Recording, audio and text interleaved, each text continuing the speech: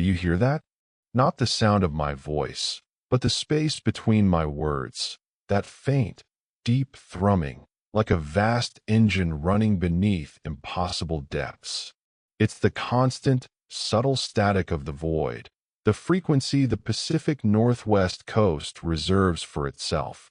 Tonight, we are sailing those abyssal waters, tracing the routes of luxury cruise liners where the polished surfaces and champagne fountains conceal something ancient and utterly hostile.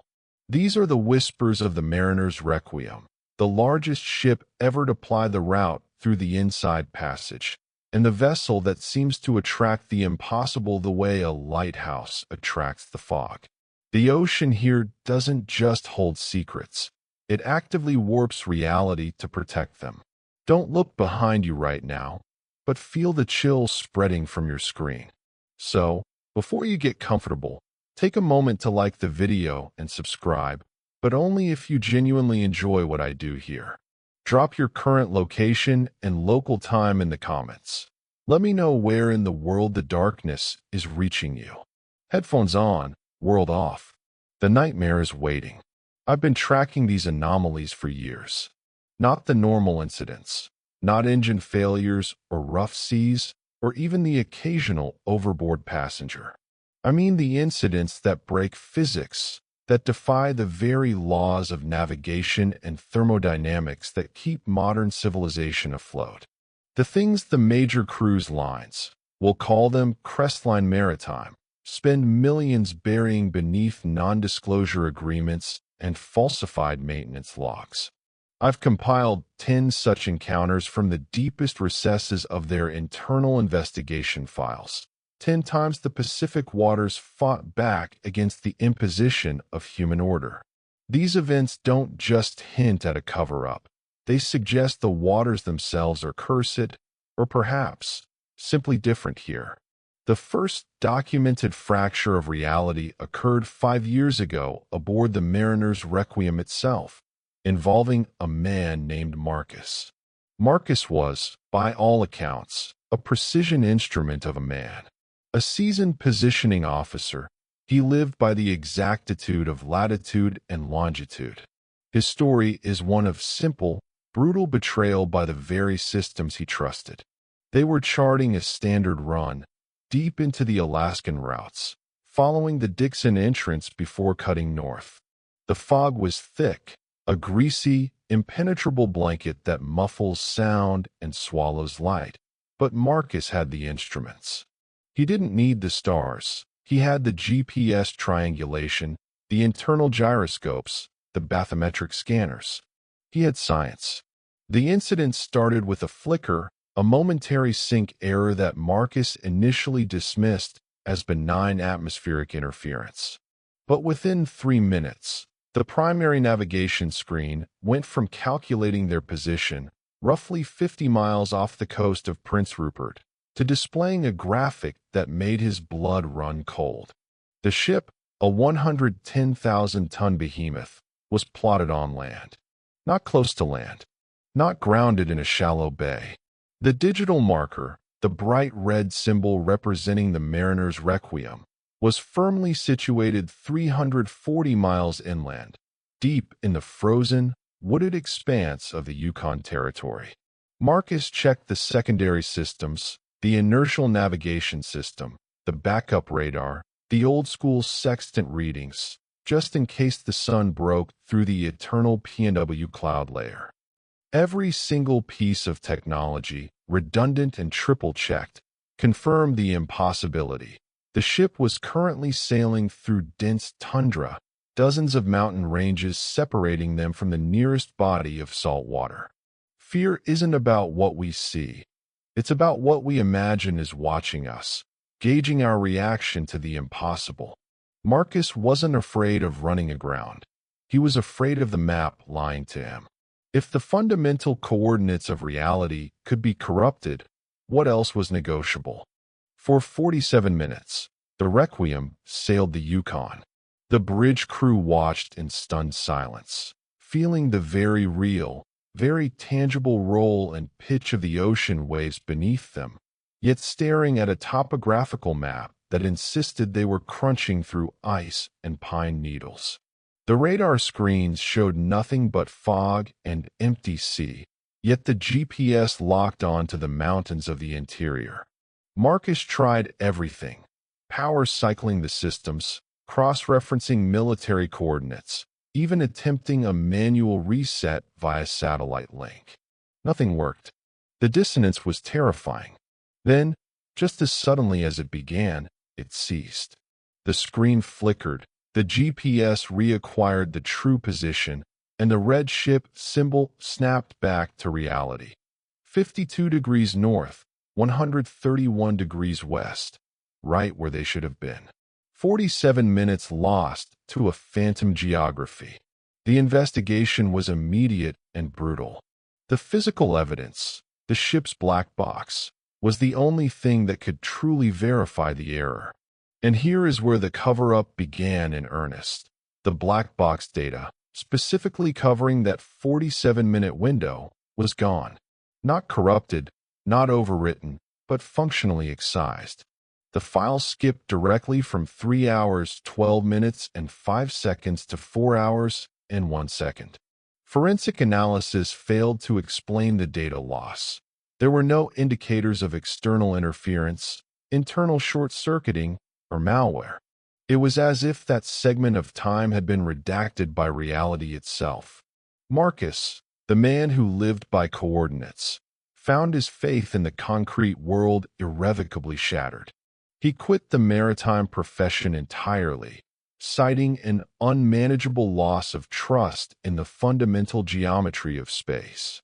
This incident, however, provides a grounding fact that marine investigators often face when dealing with advanced navigation errors, especially in this specific region, a phenomenon called tropospheric ducting. Essentially, atmospheric conditions, like the heavy, temperature-layered fog common here, can cause radar waves to bend and travel far beyond their normal range, sometimes causing distant objects or even land masses to appear on screens as if they are close. But tropospheric ducting explains ghost images, not the wholesale corruption of multiple, independent, satellite-based GPS systems that were confirming the ship's position inside the ghost image. The speculative concept here is that these Pacific waters sit above a kind of dimensional fault line, an area where the deep pressures and mineral composition allow for a momentary, localized glitch in reality, swapping the ship's perceived coordinates with those miles away. I often reflect on Marcus's fate. He didn't see a monster or a ghost, but he encountered something far more terrifying. The realization that the constants we build our lives upon, north, south, east, west, are conditional, subject to the whims of the deep static. He found the edge of the map, and beyond it, only indifference. He resigned not out of fear, but out of philosophical despair. That was Incident 1. A simple navigation error, easily dismissed as a highly improbable, high-altitude atmospheric anomaly. But the subsequent incidents began to peel back the layers of scientific denial, moving from technical failure to outright physical impossibility. Marcus's story was a spatial anomaly, a wrinkle in the coordinates. But the next incident, occurring 6 months later on the same vessel, the mariner's Requiem, moved the terror into the visceral realm, the realm of the body, and the betrayal of thermodynamics. Dr. Helena Vostrak was the chief physician, a woman who treated the human body as Marcus treated the ocean, a system of predictable, measurable constants. She understood chemistry, pressure, temperature, the delicate balance that defines life. Her horror wasn't seeing the map lie. It was watching reality violate the most basic principle of energy transfer, that heat flows from hot to cold. The call came in at 2 o'clock hours. A passenger, an elderly man named Mr. Finch, was unresponsive in his luxury suite on the Lido deck. Standard procedure for a potential cardiac event. Helena arrived with her team, expecting resuscitation or, worst case, confirmation of death by natural causes. The first thing she noticed was the air. The room felt still, not necessarily cold, but flat, dry, and lacking the humidity of the surrounding ship. Her environmental sensor, a small handheld device she always carried, read the ambient temperature immediately, 72 degrees Fahrenheit, 22 degrees Celsius. Perfectly comfortable. Standard cruise ship climate control. But when she approached the bed, the sight of Mr. Finch brought a sharp, professional curiosity that quickly curdled into profound dread.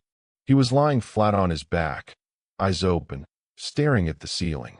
His skin had a peculiar quality, not just pale, but waxy, almost porcelain smooth. And he was radiating an impossible cold. Helena placed the thermal scanner against his chest. The normal core temperature should be 98.6 degrees Fahrenheit. Her device hesitated, struggling to find a baseline, before flashing the reading in stark, impossible red, 34 degrees Fahrenheit. 1 degree above freezing. In a room that was 72 degrees. We rely on the universe's constants to keep our blood liquid. When those constants vanish, we become monuments to failure. Helena immediately checked the thermostat, the air conditioning vents, and the minibar. Nothing was malfunctioning. The climate control was pumping conditioned air into the room at a steady 72 degrees Fahrenheit. Yet, Mr. Finch was, quite literally, frozen solid. His limbs were stiff, and when she tried to check his pulse, his wrist felt like chilled marble. The process of freezing a human body requires a massive, sustained extraction of thermal energy. Even in a freezer, it takes hours, often days, depending on body mass. Yet, this man had been resting in a comfortable, climate-controlled environment, only to spontaneously reach near-freezing temperatures. The next 24 hours were a blur of bewildered scientific inquiry. Engineers tore apart the cabin. They ripped out the bulkheads, checked the pipes, the wiring, the insulation, looking for a colossal leak of liquid nitrogen, a catastrophic failure of the main cooling system. Anything that could explain this massive thermal sink. They found nothing. The room was structurally sound, thermally isolated from the outside elements, and functioning normally. The grounding fact here is related to human pathology in extreme cold, paradoxical undressing. In severe hypothermia, as the victim's brain struggles with disorientation and dying neurons, they often feel intensely hot just before death and begin stripping off their clothes. Mr. Finch was fully clothed, suggesting the drop in temperature was so rapid, so instantaneous, that his brain didn't have time to register the standard stages of freezing. The cold didn't seep in, it was drawn out. The autopsy report, when it came back from the mainland facility, cemented the horror. The cause of death was officially ruled exposure to extreme cold. Internally, Mr. Finch showed textbook frostbite, ice crystal formation in the cellular structures, tissue damage consistent with extended exposure to temperatures below 0 degrees Celsius. But the report included a caveat that made Helena's hands shake. There is no physical evidence in the body or the surrounding environment to explain the thermal gradient. The speculative concept born from this nightmare is the notion of a localized thermal predator.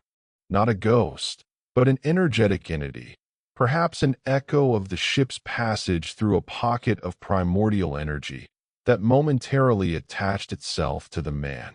This entity operates as a parasitic drain, a perfect, frictionless conduit that sucks kinetic energy, heat, out of a small volume of space, violating the second law of thermodynamics to satisfy some unknown, fundamental hunger. Helena looked at the evidence, a dead man who had died of winter while sleeping in summer, with no physical mechanism for the cold transfer. She realized that everything she had spent her life learning, The stable constants of biological and physical science were utterly meaningless in the face of this particular patch of the Pacific.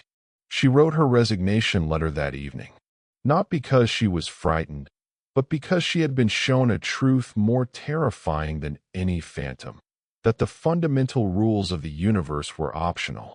If temperature could be ignored, what could be trusted? Gravity? Time? The very structure of the cell? She left the ship and never practiced medicine again, unable to trust the stability of the body she was sworn to protect. The cover-up here was simple but effective. The official narrative was a highly unusual, rapid onset, chemically induced cardiac failure, and Mr. Finch's family received an enormous, quiet settlement. The engineering report was classified as a failure of proprietary environmental control systems, despite the fact that those systems were perfectly fine. 2 incidents. One that warped space, one that violated temperature. The incidents were escalating, moving from abstract navigational data to the tangible, undeniable reality of a frozen corpse. And the next betrayal was about to be much more public. It was about the integrity of human presence itself. It was about disappearing. The first 2 incidents, the spatial collapse experienced by Marcus and the thermal betrayal witnessed by Helena, were relatively private horrors. They happened in closed systems, a bridge, a cabin, easily isolated and quietly classified. But the third event shattered the illusion of stability in the most public way possible, in front of 847 witnesses packed into the glittering, tiered amphitheater of the Mariner's Requiem. Cassandra, the entertainment director, was a specialist in illusion, a master of controlled reality. Her job was to create spectacle, manage expectations, and ensure that every trick had a rational, human explanation, even if the audience couldn't see it. The irony is excruciating. She was destroyed by the one disappearance she couldn't explain, the one that broke the rules of physics, not just misdirection. The main event that night was the grand finale of their featured magician, a performer known simply as the Void. His most famous illusion, reserved for the final hour, was the Cabinet of Unmaking. The mechanics were textbook, a tall, narrow wooden cabinet, secured with heavy chrome latches, placed center stage on a revolving platform to prove there were no trapdoors. The assistant, a young, vibrant man named Devon, would enter, the doors would be locked, a massive cloth would be dropped over the cabinet for 5 seconds of dramatic tension, and then, poof, the curtain drops, the cabinet is empty, and the assistant reappears, usually from the back of the auditorium. On the night of the incident, the sea was still. The air in the theater was thick with anticipation and the sweet, cloying scent of cheap stage smoke. Devon smiled at the crowd, waved, and stepped into the Cabinet of Unmaking. Cassandra watched from the wings, stopwatch in hand, ready for her cue. The Void slammed the doors shut, through the massive chrome latches, and the metallic clack echoed through the silent auditorium. The massive velvet drop curtain, a deep, bruised purple that absorbed light, was hoisted and allowed to fall over the cabinet. 5 seconds. That's all the time required for the classic, physical method of concealment. A hidden panel, a drop through the platform, a rapid exit behind the set. 3, 4, 5. The Void snapped his fingers, and the rigging crew rapidly hauled the velvet curtain back up, revealing the cabinet. He approached it with exaggerated dramatic flair, unsnapped the latches, and swung the heavy wooden doors open. The cabinet was empty. At first, there was applause, the expected reaction to a successful illusion. But the applause faltered, replaced by a strange, growing murmur. The audience knew the trick wasn't finished. Devon was supposed to appear immediately somewhere in the room. But the seconds stretched into minutes, and the reappearance never came. Cassandra, in the wings, felt a coldness worse than Helena's frozen room. This wasn't a delay. This was an absence. The void, realizing his assistant had genuinely failed his cue, began to improvise, desperately trying to vamp for time. Cassandra knew, however, that Devon was meticulous. He never missed a cue. She signaled the stagehands to check the surrounding area. The search that followed was meticulous, frenetic, and terrifying in its futility. The cabinet of unmaking was dismantled right there on the stage. Every inch of wood was examined. The cabinet was a shell. There was no hidden compartment, no false floor, no pneumatic tube. The floor of the stage, sealed against the ship's structure, was intact. Crucially, the entire show was filmed from 3 angles. The footage confirmed the audience's perception. Devon entered the cabinet. The curtain dropped for 5 seconds, and when it rose, he was simply gone. The footage showed no blur, no sudden movement, no flash of light. Just instantaneous, clean removal from reality. A disappearance witnessed by a crowd is not an illusion. It is a consensual trauma. The ship was placed under immediate lockdown. The subsequent investigation was frantic. Every passenger was interrogated, every cabin searched. The most damning evidence, however, came from the specialized tracking team flown in via helicopter at the nearest port, the Bloodhounds. Here is the grounding fact that sent shivers through the investigative team. Search dogs, particularly bloodhounds, possess up to 300 million olfactory receptors and can track human scent trails hours or even days old across miles of terrain. Yet, when the specialized hounds were led onto the stage and exposed to Devon's jacket, which had been left in the dressing room, they tracked the scent perfectly. But when they approached the cabinet of unmaking, they simply stopped. They whined, cocked their heads, and turned away. The scent trail ended abruptly, cleanly, inside the confines of the locked, wooden box. It was as if Devon's molecular signature, his biological presence, had ceased to exist at that precise location. There was no trace of him inside the cabinet, and no scent leading out of it. The speculative concept is that the anomaly in these waters acts as a localized reality siphon. Marcus experienced a displacement of space, Helena experienced a theft of heat, and Devon experienced a theft of matter. When the velvet curtain fell, the brief moment of sensory interruption, the siphon activated, not displacing Devon to another part of the theater, but pulling him through the dimensional fault line entirely, leaving behind only air and the terror of impossibility.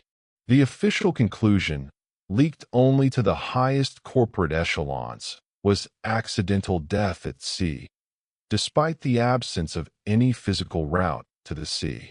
The 847 witnesses were given free cruises and signed NDAs classifying the event as an unfortunate stage accident where the assistant fell ill and was quietly removed. But they knew what they saw: nothing. For Cassandra, this was the ultimate betrayal of her professional life. She dealt in controlled deception, guaranteeing that every mystery had a solution. But this mystery had no solution and no body. She realized that the stage, the great ship, and even the air she breathed were not under her control. She left Crestline Maritime immediately, unable to face a world where the simplest task, stepping into a box and stepping out again, could lead to permanent, inexplicable oblivion. She had lost control of the fundamentals, and for a stage director, that is worse than death. The void had been opened, and the ship was beginning to suffer systemic failures on a grand scale. The next victim would not be a person, but the very mechanism of the vessel itself. The escalating anomalies aboard the mariner's Requiem had moved from coordinates to biology, and then to matter itself. The fourth event struck at the very heart of the vessel, the engine room. If the heart stops, everything else dies. Thomas was the chief engineer. His domain was a screaming, infernal cathedral of steel and oil, a world ruled by pressure gauges and thermal stability. He was a man of tangible truths. His terror was mechanical, a failure of the constant churn of creation. The incident occurred during a routine traversal of the notorious Hecate Strait, a stretch of water known for choppy unpredictability, but never for metaphysical volatility. The engine room, situated deep below the waterline, maintained a brutal, steady heat. With the massive diesel engines generating thousands of horsepower, the ambient temperature was typically a reliable 95 degrees Fahrenheit, often higher near the turbines. A constant summer, even in the dead of winter. Thomas was conducting a pressure check at 3:30 hours when his lead subordinate, Jax, shouted from the main control panel. "Chief, thermals are dropping fast on Section Delta." Thomas looked at the primary monitoring screen. The thermal overlay, normally a vibrant tapestry of reds and oranges, was actively cooling. In the space of 5 minutes, the ambient temperature near the auxiliary generators, which should have been at least 100 degrees Fahrenheit, plunged to 75 degrees Fahrenheit. Thomas assumed a massive air intake malfunction, or perhaps an unexpected flood, though the bilge indicators were clear. He ordered a full sweep. As they moved deeper into the labyrinthine engine decks, the heat didn't just dissipate, it was aggressively gone. He walked past the roaring, insulated turbines, machines that generated enough heat to scald the skin, and felt a bone-deep, profound chill. His breath plumed white in the air. The temperature gauge he carried, calibrated and double-checked daily, dropped relentlessly. In 75 minutes, the engine room, a sealed environment generating massive heat, had stabilized at a devastating 41 degrees Fahrenheit 5 degrees Celsius. The men were shivering violently, pulling on emergency insulated coats, while standing next to machinery that was actively burning fuel. The machinery was hot to the touch. The pipes, the manifolds, the cylinder heads, they were all functioning at normal operating temperatures. But the air around them was frigid. It was impossible. The heat produced by the machines should have saturated the atmosphere, yet the thermal energy was being snatched away the moment it left the metal. Think about the grounding fact of the specific heat capacity of the materials involved.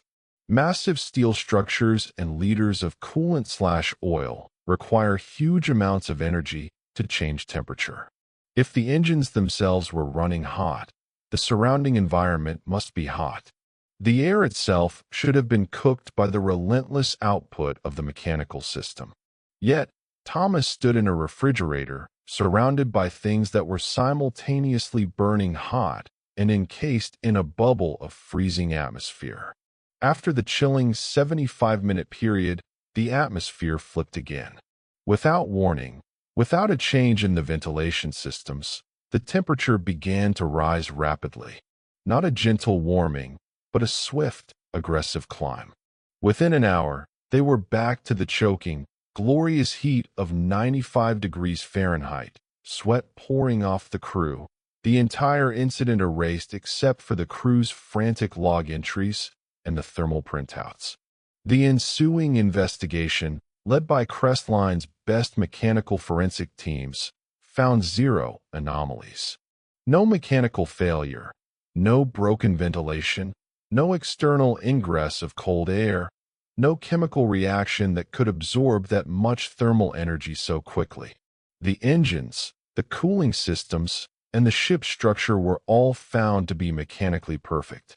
Thomas realized that, like Helena's frozen passenger, the engine room had been momentarily violated by a pure thermodynamic theft.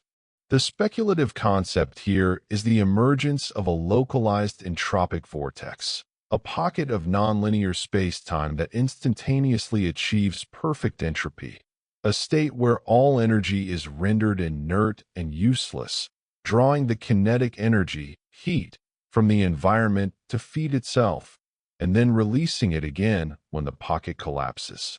The ship wasn't sailing through water. It was sailing through pockets of fractured reality.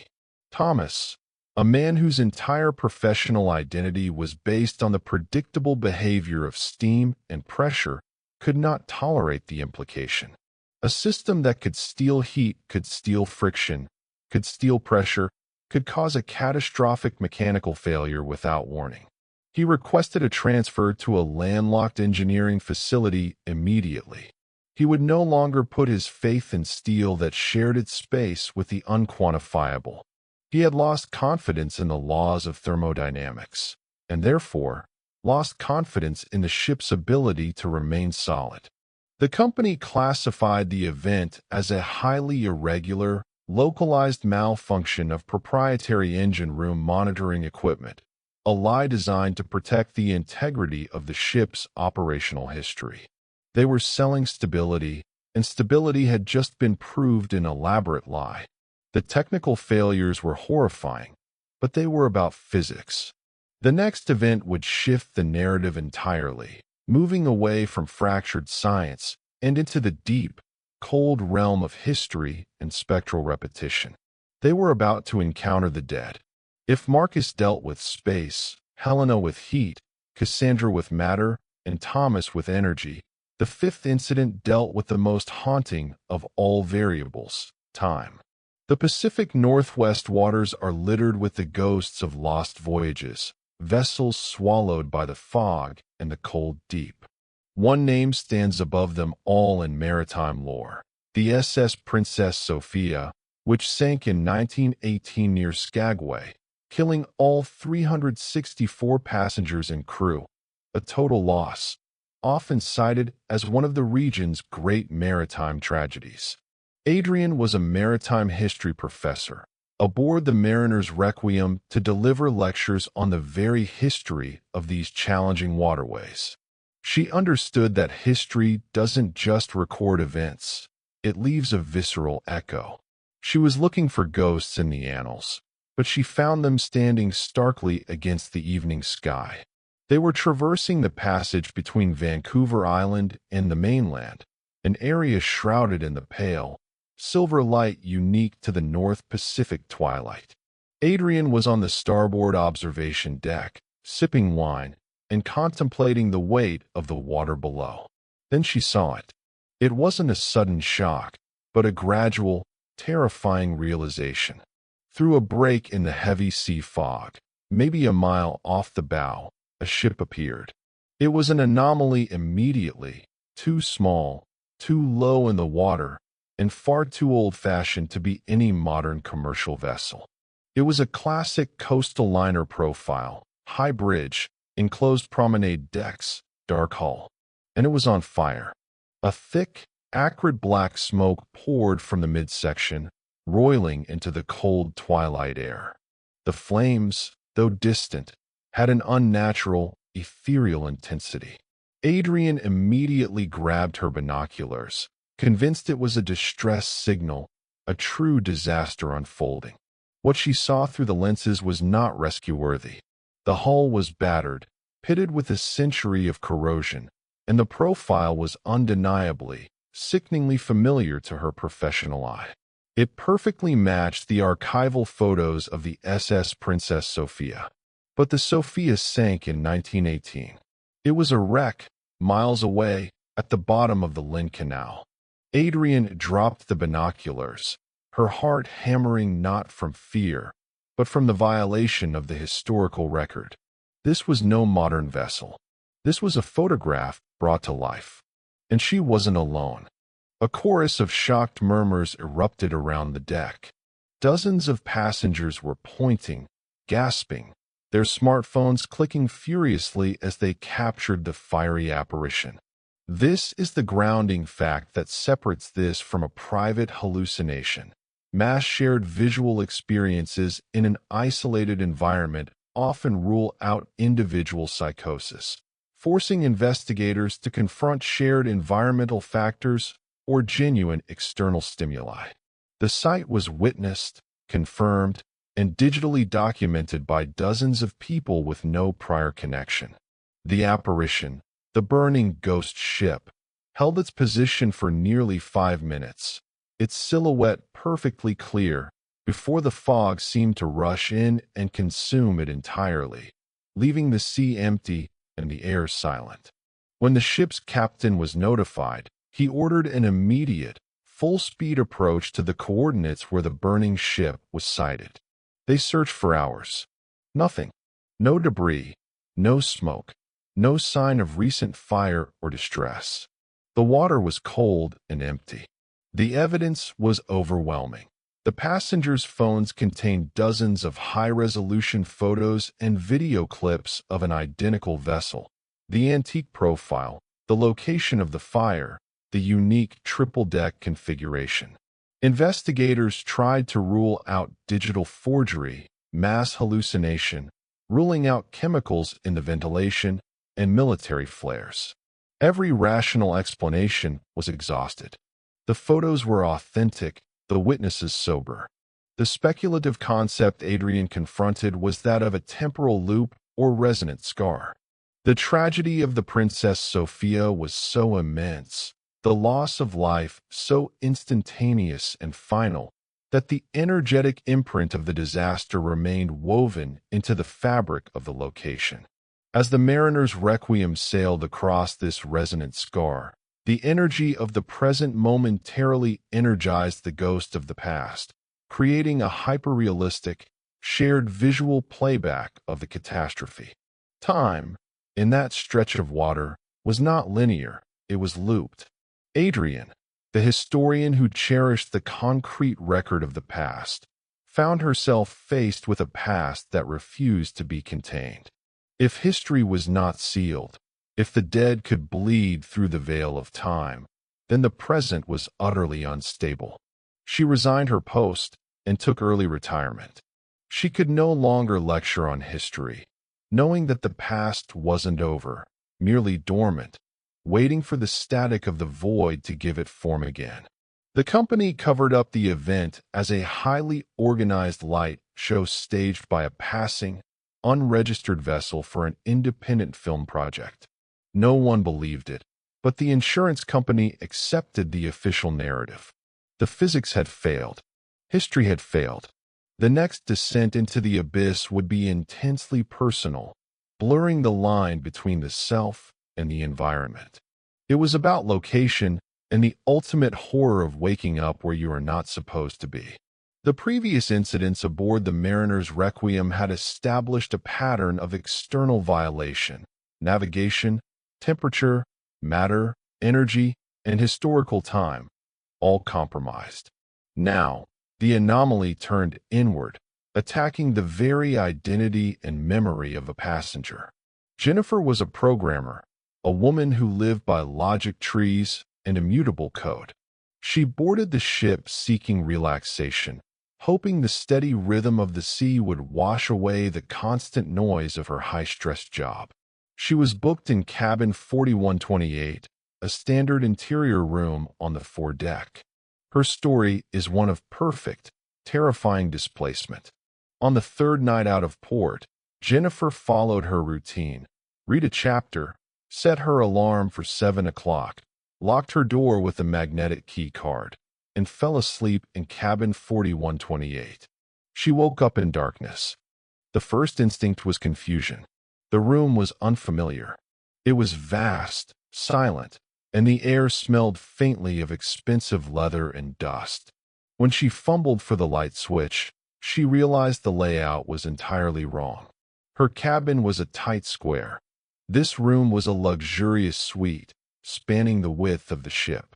She found the desk and flipped the large lamp switch. She was in the presidential suite, deck 9. Cabin 9182. Panic, cold and visceral, seized her. She was a meticulous planner. She knew she hadn't sleepwalked. She hadn't even had a drink that night. She immediately checked the door.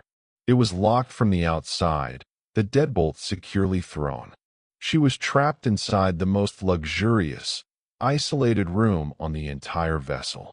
She found the suite's phone and called the front desk, hysterical. Security arrived quickly, using the master key to unlock the heavy door. When the officers stepped inside, they found Jennifer, fully dressed in the pajamas she wore to bed, sitting bolt upright on the edge of the suite's massive, unfamiliar bed. The investigation began immediately. How did a passenger from Deck 4 access and lock herself inside the presidential suite on Deck 9? Security confirmed that the room had been empty and locked down for weeks. It was reserved for potential VIPs. There was no sign of forced entry. The grounding fact here is focused on the logistics of ship access. Modern cruise ships rely on complex, multi-layered security protocols, including keycard logs, elevator access controls, and multiple internal video feeds, making unlogged movement between decks virtually impossible, especially into a highly restricted, locked suite. Jennifer had no memory of the three-deck vertical journey, no memory of unlocking a suite she had no access to, and crucially, no physical evidence of transport. Security checked the internal camera footage.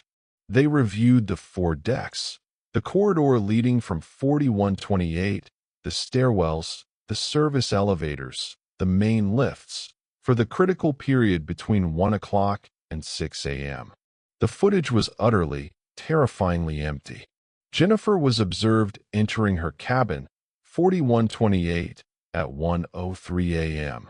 The camera pointed directly at her cabin door showed the door remained locked and undisturbed for the rest of the night. No one, including Jennifer, was recorded leaving cabin 4128. Yet, she was found physically present in Suite 9182, 3 hours later. The doctors ruled out narcolepsy, complex sleepwalking, and drug use. Her toxicology report was clean, and her mental status was assessed as highly stable before and after the event. The conclusion was the same frustrating dead end. She was here, but she didn't travel here. The speculative concept that emerged from this was that the localized reality siphon, the one that took Devon, didn't just remove matter. Sometimes, it performed a simple, clean spatial swap. The ship, sailing across the dimensional fault, briefly allowed 2 non-contiguous volumes of space to exchange their contents.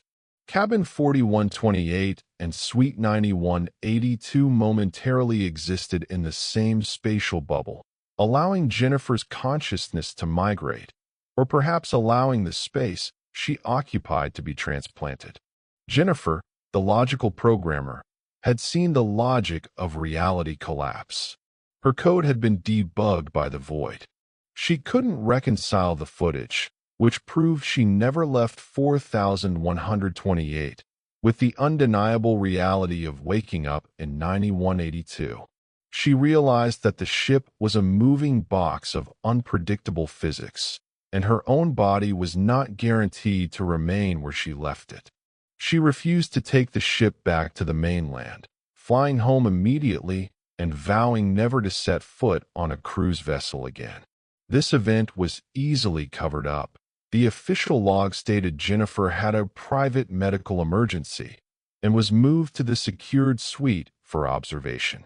Now, the focus shifts entirely from human instability to the terrifying possibility of non-human presence. If the void could move passengers, what else was moving through the dark water alongside the ship? The next event moved from the interior of the ship to the external deep, where the eyes of man could not see, but instruments could register something massive, alive, and fundamentally alien.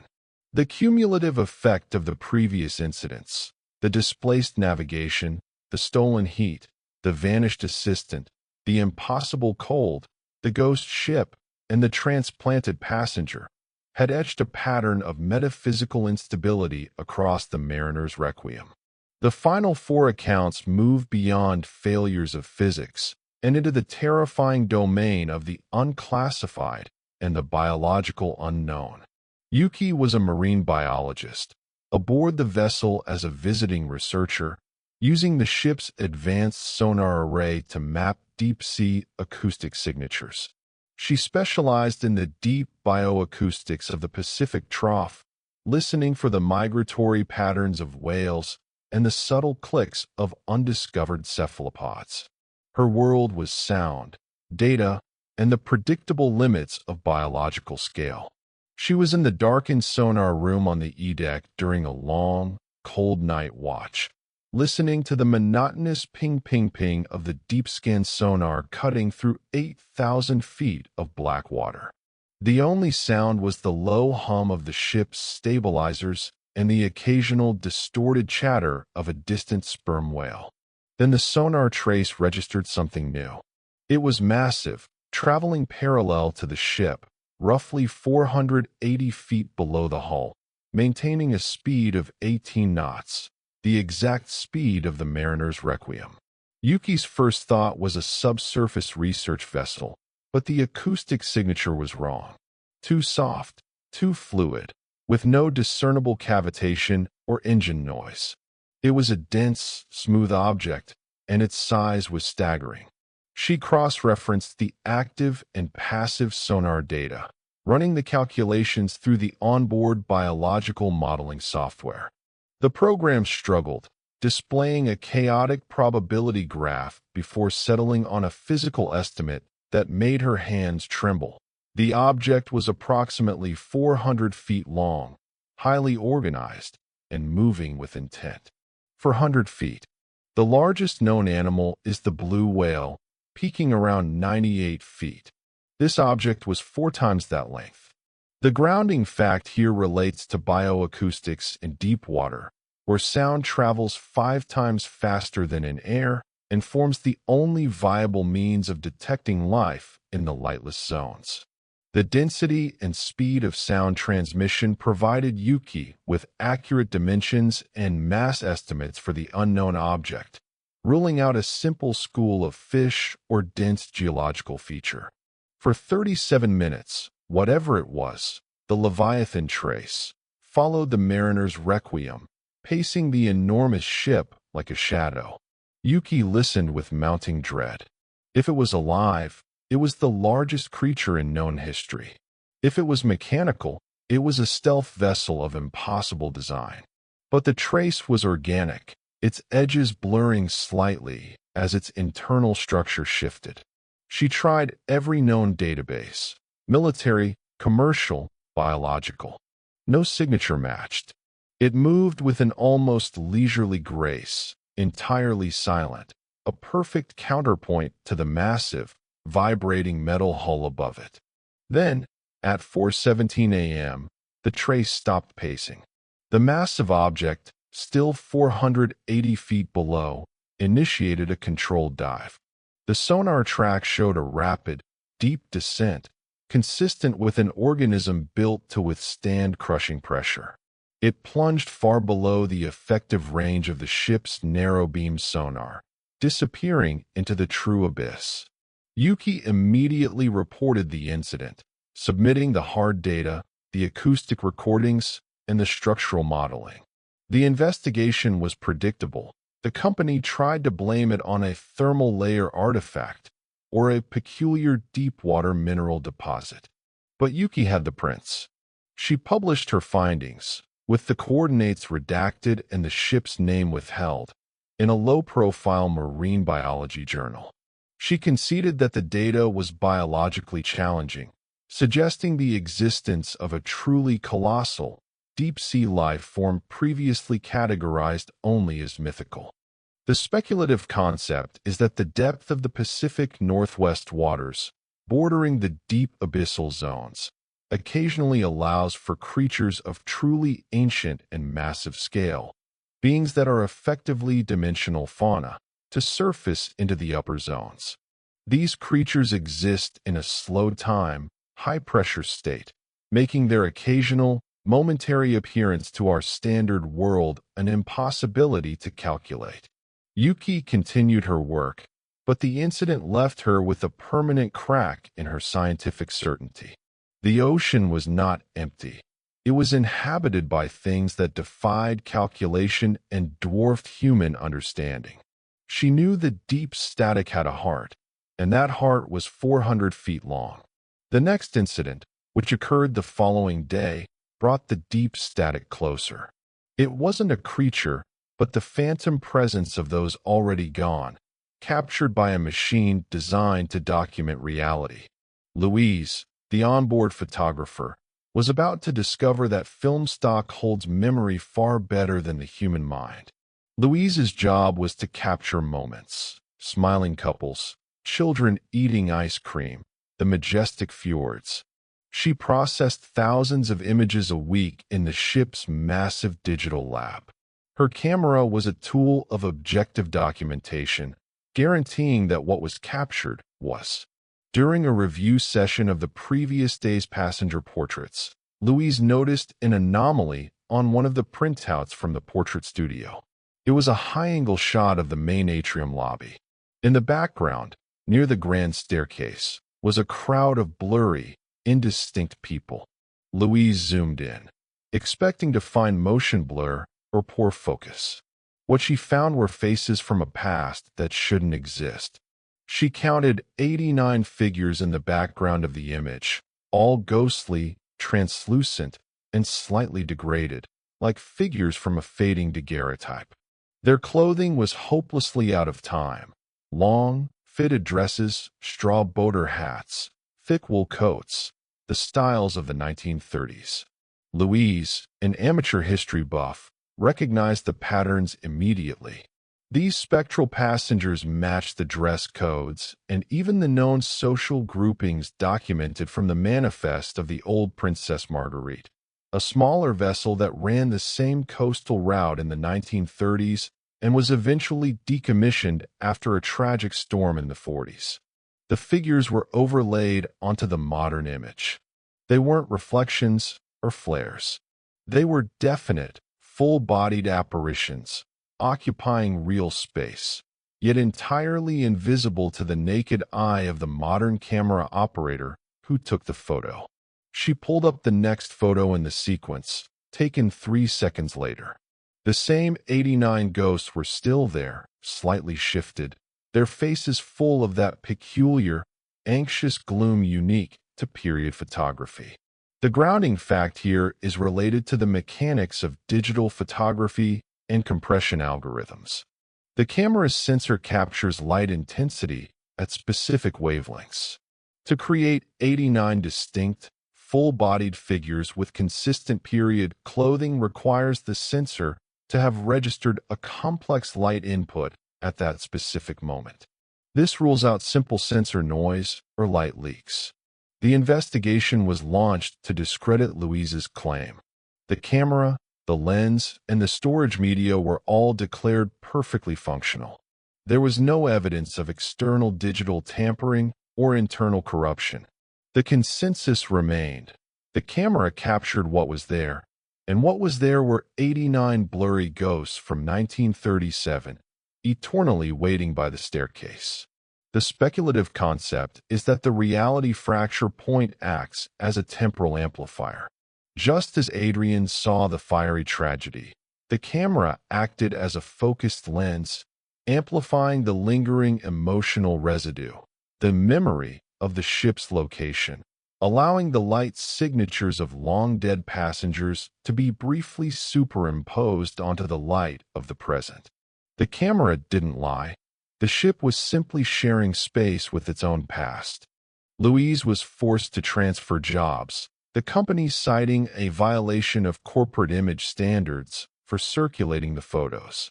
She left the sea convinced that the light we see is only a fraction of what is truly illuminating the abyss.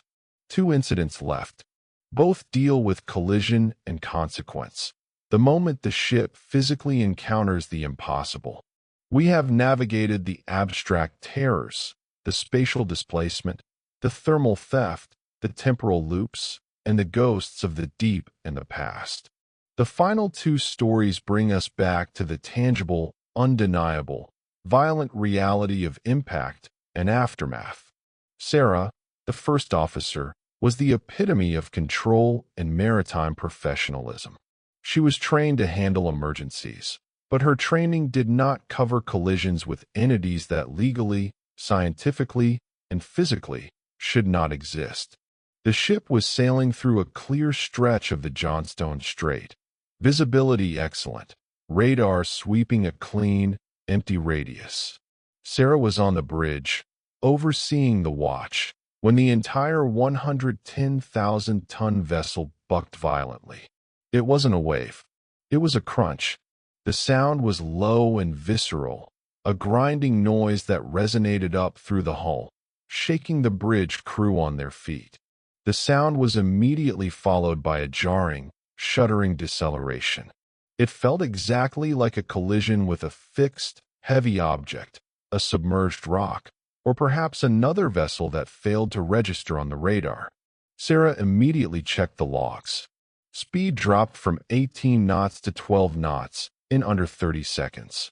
A full structural integrity alarm was blaring on the main console. Damage report. Engine room. Report. Sarah barked into the main intercom. The engine room, now manned by a new, less traumatized crew after Thomas's departure, reported reduced pressure in the port side stabilizers and a significant breach in the outer hull plating near the bow waterline. The gravity of the situation was immediate. They had hit something massive, but the radar was clean. The passive sonar was silent. There was nothing, absolutely nothing, in the ship's path or surrounding area. The ship limped into the nearest major port, and the structural engineers descended immediately. The damage was confined to a 20-foot scrape and puncture along the port bow, about 30 feet below the waterline. The grounding fact that horrified the engineers was the physical geometry of the damage. The pattern of the puncture and scrape was not consistent with a soft hull-to-hull impact, or even a scraping against a dock. The marks were deep, localized gouges, consistent with striking solid rock. Specifically, engineers determined the pattern matched volcanic basalt, sharp and dense. The metal had been violently stripped and torn. The collision occurred in 480 feet of water. Hydrographic maps and deep-skin bathymetric surveys of the area, conducted immediately after the incident, confirmed there was absolutely no obstruction, no uncharted spire of volcanic rock, no dense wreckage. The seabed was smooth mud and sediment. Sarah stood over the damage, staring at the scarred hull, a raw, physical wound caused by something that wasn't there. If the ship hit rock, the rock should still be at 480 feet, clearly visible on the modern sonar. But the seabed was flat, empty, and silent. The speculative concept is that the ship collided with a temporal artifact or a displaced geological feature. Due to the persistent instability of reality in this corridor, the ship momentarily encountered a physical manifestation of a geological past. Perhaps a spire of rock that existed in that coordinate 10,000 years ago, or a solid, localized pocket of pressurized deep energy that offered the resistance of rock without the physical mass. It was a collision with a memory of solidity. Sarah, who had devoted her career to the objective certainty of maps and charts, found that her most fundamental trust was betrayed. Her maps were useless if the very terrain could spontaneously appear and disappear. She continued her duties, but the confidence was gone. She now sailed the ocean with a perpetual tremor of dread, knowing that the charted course was a polite fiction and that the greatest threats were the things that cast no shadow on the radar. The final account brings us full circle, back to human accountability and the disturbing proof of a necessary evacuation that never officially occurred. Sebastian was the safety officer. His domain was procedure, training, and the rigid adherence to emergency protocol. He dealt with the cold mechanics of human survival at sea. His terror was the realization that the emergency equipment had been used for an unknown, unlogged evacuation that the company would never acknowledge. After the collision, during the mandatory post-incident safety review, Sebastian was conducting a detailed inventory of the ship's 20 lifeboats secured on the promenade deck. He reached Lifeboat 7. It was fully secured, the davits locked, the canvas cover taut, the provisioning checklog signed and dated by the maintenance crew just 3 days prior. Everything looked standard, clean, and ready for deployment. But Sebastian had a preternatural eye for detail. When he unzipped the canvas door to check the internal provisions, he noticed 3 small anomalies. 1. Deployment marks. The steel cables leading to the lifeboat cradle showed subtle scoring marks, inconsistent with normal weathering. These were signs of the cables being rapidly lowered and then raised under tension, scraping against the pulley guides. 2. Salt residue. The stern of the boat, tucked beneath the canvas, had faint but distinct salt deposits and watermarks. This specific, crystallized sea salt was only deposited by immersion in open water. 3. Internal wear. The fiberglass benches inside Lifeboat 7 had faint, fresh circular depression marks, consistent with human beings sitting, possibly for an extended period, in heavy, specialized gear. The grounding fact here is related to forensic evidence of marine operations. Deploying a lifeboat is a major, loggable event. The stress on the cables, the seawater exposure, and the internal wear are undeniable physical indicators that Lifeboat 7 was lowered into the water, occupied, and then retrieved. Yet, the ship's log showed 0 lifeboat deployment, 0 emergency drills involving Lifeboat 7, and the closest external monitoring stations confirmed no distress signals were sent or received. Sebastian scoured the crew schedules and camera logs for the area around Lifeboat 7. Just like Jennifer's cabin, the logs were completely blank for the crucial hour of the incident. The cameras were supposedly out for maintenance during the time of the collision. The record simply did not exist. The speculative concept is that the localized reality siphon or temporal amplifier caused not only the collision but a brief, localized panic that was excised from the linear timeline. During the moment of impact with the Phantom Rock, a small group of passengers or crew saw something, perhaps the ghost ship or the massive trace, or simply the hull buckling, and deployed the lifeboat in a panic. When the reality distortion corrected itself, the ship was intact, the incident erased from the log, but the physical evidence of their fear remained.